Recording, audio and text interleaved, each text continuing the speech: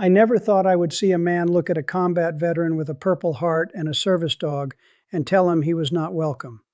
I never thought I would see someone choose their marble floors over a soldier's dignity. But that is exactly what happened in my courtroom. I have seen a lot in my 42 years on the bench. I have watched people lie to my face, cry crocodile tears, and try every trick in the book to justify cruelty. But what walked into my Providence courtroom on the morning of February 5th, 2024, at exactly 9:55 a.m., changed something in me that I do not think will ever change back. The defendant was a man named Gregory Van Dorn, age 61, owner of the Van Dorn Collection, a chain of luxury boutique hotels. The victim was a man named Sergeant First Class Michael Whelan, retired, age 38, who served 3 combat tours in Afghanistan and came home with a traumatic brain injury, severe PTSD, and a golden retriever named Ranger, who was the only reason he could walk through a door some mornings. Hit that subscribe button right now because what I am about to tell you made me cry on the bench in front of a full courtroom, and I am not ashamed of that. Let me take you back to how this whole thing started. The case file was on my desk marked with a red tab, which in my clerk Dorothy system means it requires my personal review before the hearing. Case number 2024-CR3316, violation of the Americans with Disabilities Act, criminal discrimination, and emotional distress. The defendant was Gregory Van Dorn, founder and sole owner of the Van Dorn Collection, 5 luxury hotels across New England, with the flagship property, the Van Dorn Grand, occupying a restored historic building on Benefit Street in Providence. The company's annual revenue exceeded $38 million. Van Dorn's personal net worth was estimated at $74 million. He had been profiled in Architectural Digest twice and hosted a governor's fundraiser at his Providence property every December. The complainant was Sergeant First Class Michael Whelan, U.S. Army retired, age 38, currently working part-time as a peer counselor at the Providence VA Medical Center. I need you to understand who Michael Whelan is, because this story is about a dog, but it is really about what this country owes the people who protect it. Michael Whelan enlisted in the Army at 19. He was assigned to the 10th Mountain Division out of Fort Drum, New York.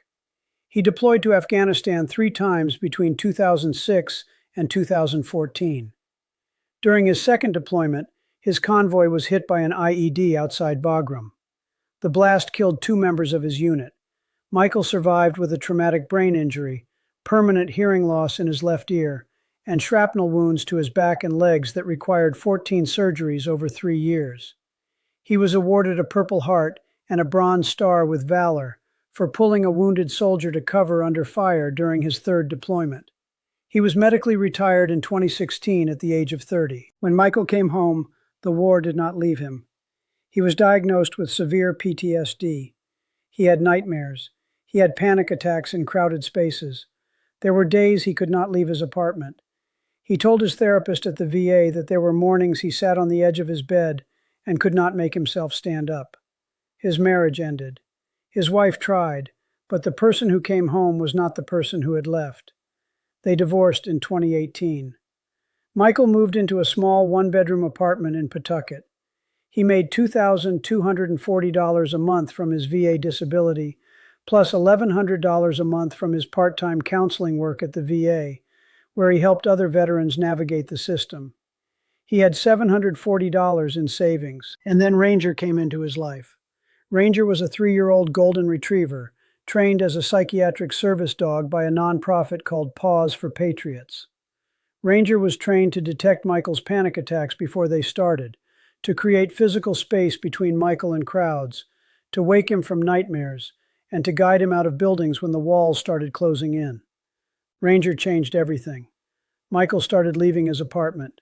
He started going to the grocery store, to the barber, to his nephew's Little League games. He started sleeping more than 4 hours a night. He told his therapist that Ranger had saved his life, and his therapist agreed. Ranger was not a pet. Ranger was a medical device with a heartbeat and a tail. When Michael Whelan walked into my courtroom, he was wearing a clean flannel shirt tucked into khaki pants, the nicest clothes he owned. His boots were worn but clean. His hair was cut short, military regulation, even years after discharge. Ranger walked beside him in a red service vest with certification patches clearly visible. Head up, calm, trained to perfection. Michael's hands were steady when he held the leash, but I could see the tension in his shoulders, the way a man holds himself when being in a room full of strangers takes everything he has. He sat down. Ranger settled at his feet and placed his chin on Michael's boot. Michael folded his hands. He called me sir. He answered every question honestly and without embellishment. This man had earned the right to be angry, but he was not. He was quiet and dignified, and he trusted the system he had fought to protect. If you have ever watched a veteran struggle to come home, if you know what it costs to serve this country and what it takes to rebuild after, then please subscribe to this channel. We are a family here fighting for justice, and we will never turn our backs on the men and women who served. Join us now. On the evening of December 16, 2023, at approximately 6:30 p.m., Michael Whelan entered the lobby of the Van Dorn Grand Hotel on Benefit Street. He was there to attend a holiday dinner organized by Paws for Patriots, the nonprofit that had provided Ranger. The event was being held in the hotel's private dining room, booked and paid for by the organization. Michael was wearing a button-down shirt and slacks. Ranger was in his red service vest with his ADA certification tag clipped to the harness. Michael approached the front desk. The receptionist, a young woman named Adriana Costa, checked the reservation and confirmed the event. She smiled at Ranger. Everything was fine. And then Gregory Van Dorn stepped out of the elevator. Van Dorn was wearing a custom Brioni suit, midnight blue, easily $5,500. His shoes were Berluti, polished to a mirror finish, $2,200. On his wrist was a Vacheron Constantin Overseas, the platinum model, valued at approximately $68,000. He was wearing a Hermes tie and gold cufflinks with his initials engraved. He looked like a magazine advertisement. He smelled like a magazine advertisement. And when he saw Ranger standing in the marble lobby of his hotel, he stopped walking. What happened next was captured on the hotel's own lobby security cameras, 4 angles, high definition, with audio from the front desk microphone. Van Dorn walked directly to Michael and said, "Sir, there are no animals allowed in this hotel. This is a luxury property, not a kennel." Michael said calmly and politely, "Sir, Ranger is a certified psychiatric service dog. He is protected under the ADA. He is wearing his vest and his certification tag." Van Dorn looked at Ranger, looked at Michael and said, "I do not care what vest it is wearing. I have guests paying $900 a night. I am not having a dog shedding on my furniture and tracking dirt across my floors. You will need to leave the animal outside or leave the property." Michael explained again that federal law required accommodation of service animals. He remained calm. He did not raise his voice. Adriana, the receptionist, tried to intervene and confirm the ADA requirements. Van Dorn cut her off and told her to go back to her desk. Then Van Dorn said the thing that I have not been able to stop thinking about since I first read the transcript. He looked at Michael Whelan, a man with a Purple Heart and a Bronze Star and shrapnel scars across his back, and said, "I have heard every excuse in the book. Every person with anxiety and a pet wants to bring their emotional support animal everywhere. This is a luxury hotel, not a therapy office. If you cannot function without a dog, perhaps you should stay somewhere more appropriate for your situation." Let me say that again. This man, this hotel owner, told a combat veteran who nearly died for this country that if he could not function without his service dog, he should go somewhere else. He called Ranger an excuse. He called a trained psychiatric service animal a pet. And he said it in the lobby of a hotel that a veteran's sacrifice helped keep free and safe. Michael Whelan did not shout. He did not argue. He said, "Yes, sir. I understand your position." He turned and walked out of the hotel with Ranger beside him. He sat on a bench outside on Benefit Street in the December cold and called the Paws for Patriots coordinator, who was already inside. She came out. She was furious. Michael was not angry. He was quiet. He told her, "I've been told I don't belong in a lot of places. I just didn't think it would happen here." The coordinator filed a complaint with the Rhode Island Commission for Human Rights the next morning. Officer David Tran, badge number 4891, took the formal report. The case was investigated and referred to the prosecutor's office. It landed on my desk in January. Drop a comment and tell me what you would do if you witnessed that. And if you believe that every veteran who served this country deserves to be treated with dignity everywhere they go, hit that like button. Because what happened in my courtroom will restore your faith. When Gregory Van Dorn walked into court on February 5th, the confidence was radiating off him. He was wearing another Brioni suit, charcoal this time. Same Berluti shoes. Same Vacheron Constantin. He brought a private attorney from a firm in New York, a woman who specialized in hospitality law and billed at $1,100 an hour, and a local counsel carrying a leather portfolio. They sat at the defense table with the posture of people who believed this would be dismissed before lunch. Michael sat in the gallery, flannel shirt, clean boots, Ranger at his feet with his chin on Michael's boot. Behind them sat 14 members of Paws for Patriots, 7 of them veterans, 4 of them with their own service dogs. The dogs sat perfectly still, trained, quiet, professional, more disciplined than most people I see in my courtroom. The evidence was presented. The lobby security footage was played. You could hear Van Dorn's voice, clipped and dismissive. You could see Michael's posture, calm and respectful. You could see Ranger sitting perfectly still at Michael's side. You could hear emotional support animal and kennel and somewhere more appropriate for your situation. When the footage ended, the courtroom was silent. One of the veterans in the gallery was wiping his eyes. Van Dorn's attorney presented the defense. Property rights, guest experience standards, allergy liability concerns. She was professional and prepared. But the ADA is not ambiguous. A service animal is not optional to accommodate. It is the law. Van Dorn waved her off. He stood, buttoned his Brioni jacket, and addressed me directly. He told me his hotels had a reputation to maintain. He said his clientele expected a certain standard. He said he had nothing against veterans personally, but that running a business required difficult decisions. Then he said, "Judge, I built my brand on exclusivity. My guests pay a premium for an experience. I cannot allow every person with an animal and a story to compromise that experience.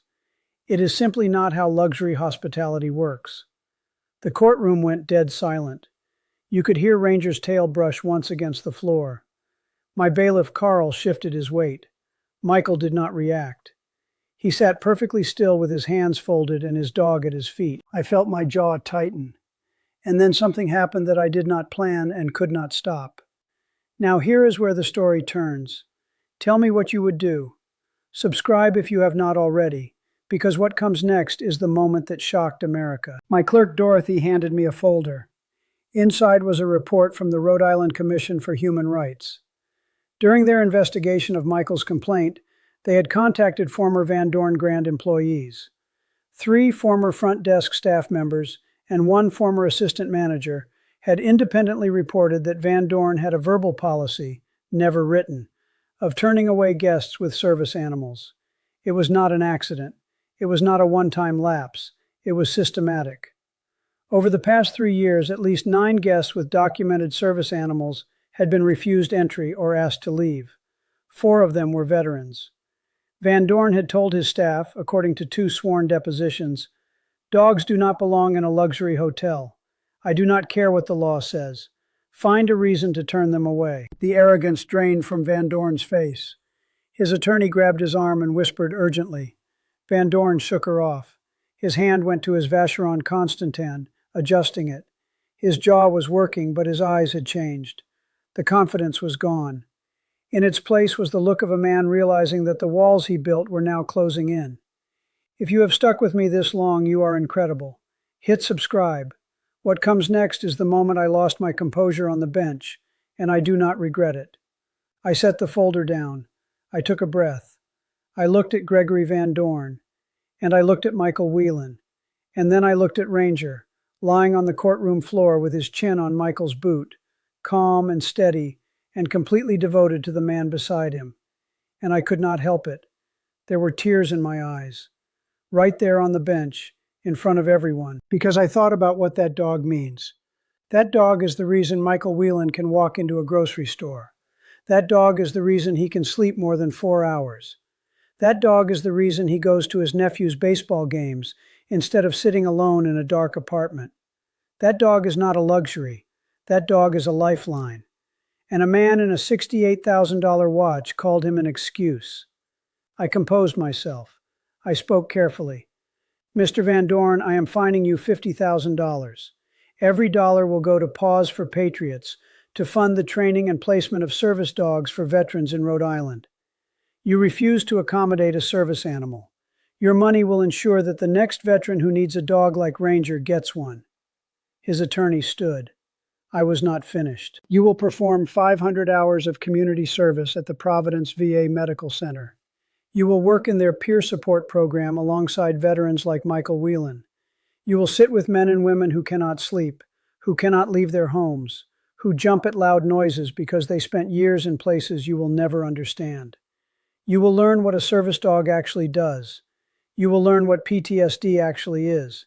And you will do it in civilian clothes, without your cufflinks, without your Berluti shoes, and without your reputation. Furthermore, I am referring the 9 documented incidents of service animal refusal to the United States Department of Justice for investigation under federal ADA enforcement provisions. Your hotel will comply with the law, or your hotel will face consequences that no amount of exclusivity can protect you from. Mr. Van Dorn, you built your brand on exclusivity. Let me tell you what Michael Whelan built. He built nothing for himself. He gave 3 tours of his life to this country. He has shrapnel in his back and ringing in his ear, and nightmares that wake him at 2 in the morning. And the one thing that lets him walk through a door and sit in a room like a normal person, you called an excuse. Ranger is not an excuse.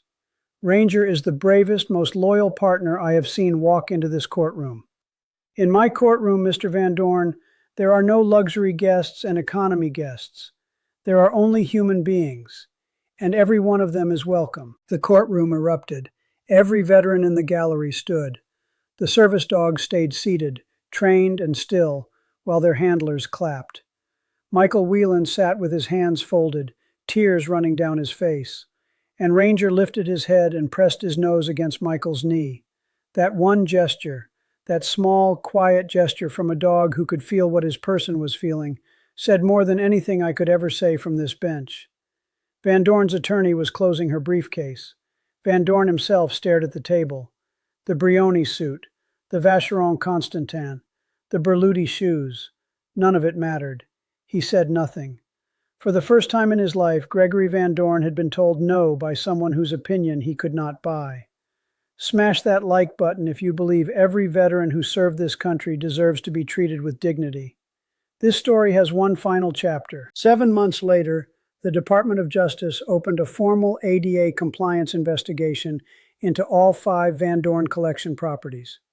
The investigation confirmed systematic service animal discrimination across 3 of the 5 hotels. Van Dorn was ordered to pay $320,000 in federal penalties, implement mandatory ADA training for all staff, and post visible service animal accommodation policies in every lobby. The Van Dorn Grand in Providence lost its AAA 5-diamond rating pending compliance review. Michael Whelan was invited to speak at the Paws for Patriots annual gala that spring. He stood at a podium in a borrowed blazer with Ranger sitting at his feet and told a room of 200 people that the hardest thing he ever did was not the deployments. It was walking out of that hotel lobby in December and believing he did not belong. And then he said the best thing that ever happened to him was walking into my courtroom in February and learning that he did. I was in the audience that night. My wife was beside me. I could not help it. I cried again. Paws for Patriots used the $50,000 fine to train and place 4 new service dogs for Rhode Island veterans. One of them, a black Labrador named Scout, was placed with a 28-year-old Marine who had lost both legs below the knee in Helmand Province. The Marine's mother sent me a letter. She said her son smiled for the first time in 2 years when Scout put his head in his lap. I think about that case more than almost any other. I think about Ranger lying on my courtroom floor with his chin on Michael's boot. I think about 14 surgeries and 3 deployments, and a man who just wanted to attend a dinner with the people who helped him learn to live again. And I think about a man in a $68,000 watch who called that dog an excuse. My father, God rest his soul, an Italian immigrant who drove a taxi and opened a small grocery on Federal Hill, used to tell me, "The measure of a man is not what he has, it is how he treats people who have nothing." Michael Whelan would say he has nothing, but he has Ranger, and he has his honor, and those 2 things are worth more than every marble floor in every luxury hotel in this country. To anyone watching who has ever looked at a person with a disability and made an assumption, stop. You do not know what they survived. You do not know what their service animal does for them. You do not know what it cost them to walk through that door. Give them grace. Give them space. Give them the dignity they have earned. To every veteran watching, to every service member who came home with invisible wounds, you belong everywhere. Every restaurant, every hotel, every sidewalk, every room. You earned that right. And if anyone ever tells you otherwise, know that there are courtrooms in this country where you will always be welcome. Thank you for watching this story to the end. If you believe in real justice, do 3 things for me. Subscribe to this channel so you never miss a story like this. Leave a comment and tell me about a veteran or a service dog in your life who changed everything. Someone whose story deserves to be heard. And watch the next video, where a senator's wife tells a Gold Star mother that her son's sacrifice was not important, and what the mother pulls from her purse makes the entire courtroom weep. That one will break you and rebuild you. Thank you for being here. Thank you for believing that justice is not just a word, it is a promise. And I keep my promises.